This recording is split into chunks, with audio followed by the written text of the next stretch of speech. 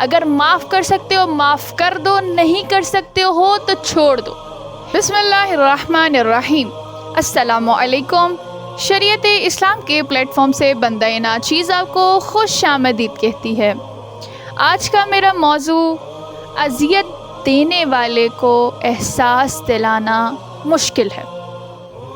جی ہاں، شریعت اسلام میں ہمیں کیا حکم ملا ہے کہ جب ہمیں کوئی اذیت دیتا ہے یا کوئی تکلیف پہنچا رہا ہے تو ہمارا رد عمل کیا ہونا چاہیے؟ اسلام میں ہمیں کیا درس ملا ہے یا اسلام ہمیں کیا چیز سکھاتا ہے، کون سے عمل کرنے کو سکھاتا ہے، اور کیا یہ بھی بتاتا ہے کہ ہمیں جو تکلیف دے رہا ہے ہم اسے احساس دلائیں، اور کیا یہ ممکن ہے کہ تکلیف دینے والے کو احساس دلائیں اور اس کو احساس ہو جائے؟ چونکہ یہ عمل بہت ہی مشکل عمل ہے۔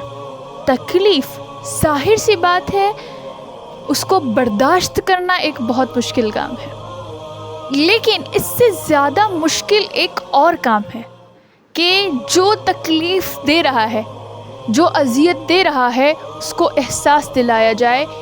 یہ کام زیادہ مشکل ہے۔ انہیں احساس دلایا جائے کہ آپ کی وجہ سے، آپ کے اس رویے کی وجہ سے مجھے تکلیف ہوئی ہے، اذیت ہوئی ہے۔ یہ احساس دلانا اس سے زیادہ مشکل عمل ہے، کیونکہ ایک تو اذیت مل رہی ہے، اسے بعد میں یہ بھی محسوس کروایا جائے، یہ بھی بتایا جائے کہ آپ کے اس عمل کی وجہ سے، آپ کی وجہ سے مجھے اس تکلیف میں جو ہے میں مبتلا ہوئی ہوں یا مبتلا ہوا ہوں، اور آپ کے اس عمل کی وجہ سے میرا دل ٹکڑے ٹکڑے ہو گیا ہے، مجھے تکلیف پہنچی ہے، مجھے اذیت ہوئی ہے۔ مطلب کہ یہ احساسات، یعنی یہ احساسات، یہ جذبات، یہ ہم چاہتے ہیں اس فرد سے کہ جس سے ہمیں تکلیف ملی ہے، پہنچ رہی ہے، یا ہم اس کے ساتھ اس کو بیان کریں کہ ایسا مت کرو، عمل کو مت کرو۔ بس یہ وہ جگہیں تھیں، یہ وہ لفظ تھے کہ جو آپ اس فرد سے کہنا چاہتے ہیں کہ جس کی وجہ سے آپ تکلیف میں مبتلا ہوئے ہیں، لیکن کیا اس کا کوئی فائدہ ہے؟ اسلام ہمیں کیا بتاتا ہے کہ اب ہم کیا کریں؟ اسلام ہمیں بتاتا ہے کہ جس نے تکلیف دی ہے اب اس سے کنارہ کش ہو جائیں۔ اس کی وجہ کیا ہے؟ خدا ہم سے محبت کرتا ہے۔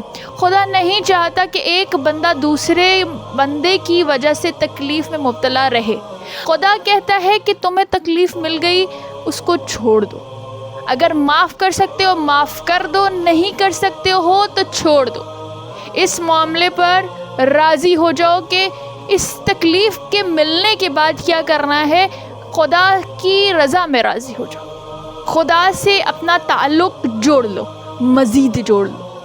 کو یہاں دیکھنا پڑے گا، یہاں ہم کو دیکھنا پڑے گا ہمارے ٹکڑے ٹکڑے کیوں ہو رہے ہیں، ہمارے دل کے ٹکڑے کیوں ہو رہے ہیں، یا ہمارا دل کیوں بکھر رہا ہے، یا ہم کیوں بکھر رہے ہیں۔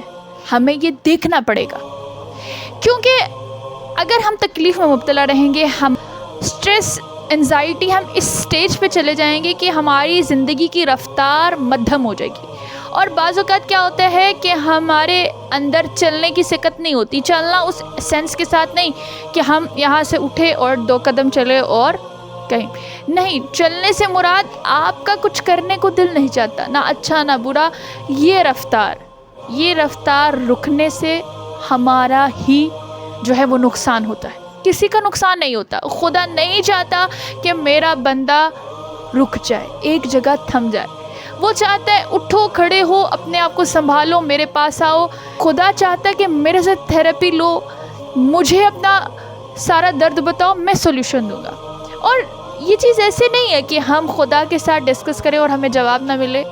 یہ جواب وہ جواب ہے کہ جب ہم خدا سے جڑتے ہیں، ہمیں وہ سکون اور اطمینان دیتا ہے۔ اور جس کے اوپر گزری ہوئی ہوتی ہے، جس نے تکلیف برداشت کی ہوتی ہے، اس کو ایک وقت آتا ہے کہ جب وہ خدا سے جڑتا ہے، اس کو سکون مل جاتا ہے، اطمینان ملتا ہے۔ لیکن جس بندے نے تکلیف دی ہوتی ہے، جس فرد نے تکلیف دی ہوتی ہے، اس کو سکون ملنا بہت مشکل ہوتا ہے، کیونکہ وہ وجہ بنا ہے اس شخص کے تکلیف میں مبتلا ہونے کا۔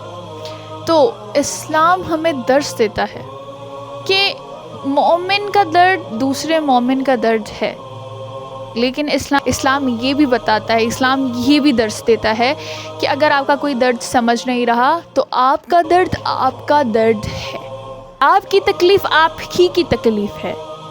کیونکہ جس دن ہمیں یہ بات سمجھ آ جائے گی، جس دن ہمیں یہ احساس ہو جائے گا کہ یہاں میرا درد میری تکلیف ہے اور مجھے خود کو خود ہی سمیٹ کے اٹھنا ہے، تو اس دن ہماری زندگی تھوڑی سی آسان ہو جائے گی۔ اور جو میں نے آپ سے شروع میں بات کی کہ اس بندے سے تھوڑا سا کنارہ کش ہو جائیں، وہ اس وجہ سے نہیں کہ آپ میں تکبر ہے، آپ انا کے پجاری ہیں، یا جو معاشرے سے ہمیں یہ ٹیگز ملتے ہیں کہ جب ہم اپنے آپ کو چن لیتے ہیں، کیونکہ ہماری زندگی، ہمارا اپنا آپ خدا کی طرف سے دی گئی امانت ہے، ہم نے اس امانت کی حفاظت کرنی ہے اور ہمارا حق ہے کہ ہم اپنے آپ کو چنیں۔ اس وجہ سے نہیں میرے اندر تکبر ہے یا ہمارے اندر تکبر ہے، نہیں، اس وجہ سے کہ خدا کی دی ہوئی امانت کی ہم نے حفاظت کیسے کرنی ہے، ہم کس مقصد کے لیے اس دنیا میں آئے تھے۔ اب جب دنیا میں آئے ہیں، ہم نے اپنی رفتار کو کم کرنا ہے، جاری رکھنا ہے یا روک دینا ہے، تو ہم جب اس شخص سے، اس فرد سے، اس بندے سے ہم رک جائیں گے جس سے تکلیف پہنچ رہی ہے، اپنے آپ کو تھوڑا سا سٹیپس پیچھے کر لیں گے، تو پھر ہو سکتا ہے کہ ہماری رفتار آئندہ دنوں کے مطابق ہو جائے اور ہماری تکلیف میں تھوڑی کمی واقع ہو جائے۔ کیونکہ تکلیف جب ہمیں ہوتی ہے تو ہم اس ٹائم پہ اتنا ٹوٹ کر بکھرنے لگتے ہیں کہ ہمیں لگتا ہے کہ تکلیفیں، مصیبتیں ہی آنی ہیں، ہمارے اندر نیگیٹیوٹیز زیادہ ہونے لگ جاتی ہے، جبکہ اسلام ہمیں بتاتا ہے کہ نیگیٹیوٹیز کو، منفیات کو اپنے سے دور کر کے مثبت سوچیے۔ اگر کسی نے تکلیف دے دی، خدا کی رضا میں راضی ہو جائے، خدا پہ چھوڑ دیں معاملے کو اور اپنے آپ کو خدا کے سپرد کر کے اپنی زندگی کو خدا کے بتائے ہوئے اعمال پر، بتائے ہوئے کاموں پر صرف کر دیں، پھر کیا ہوگا؟ پھر کامیابی آپ کے قدم چومے گی اور پھر آپ وہ مقصد جانیں گے خلقت کا جو کہ خدا نے ہمیں بھیج کر ہم سے مانگا ہے، یعنی اپنے آپ کی معرفت، پھر خدا کی معرفت۔ بسم اللہ الرحمن الرحیم۔ اللہم اعرفنی نفسک فإنک ان لم تعرفنی نفسک لم اعرف نبیک، اللہم اعرفنی رسولک فإنک ان لم تعرفنی رسولک لم اعرف حجتک، اللہم اعرفنی حجتک فإنک ان لم تعرفنی حجتک زللت عن دینی۔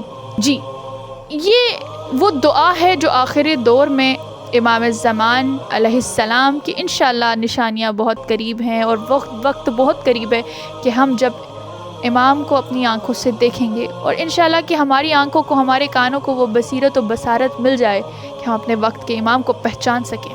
لیکن اس سے پہلے ہمیں اپنے آپ کی معرفت ہونی چاہیے، پھر اپنے خدا کی اور پھر اپنے حجت خدا کی۔ اگر آپ کو ہماری ویڈیو پسند آئی ہے تو ویڈیو کو لائک کیجئے، اگر چینل پر نئے ہیں سبسکرائب کیجئے، صدقہ جاریہ کی نیت سے ہماری اس ویڈیو کو دیگر مومنین کو پہنچائیے، شیئر کیجئے اور حوصلہ افزائی کے لیے کمنٹ میں یا حسین لکھ دیجئے۔ تب تک کے لیے دیجئے اجازت، خدا حافظ۔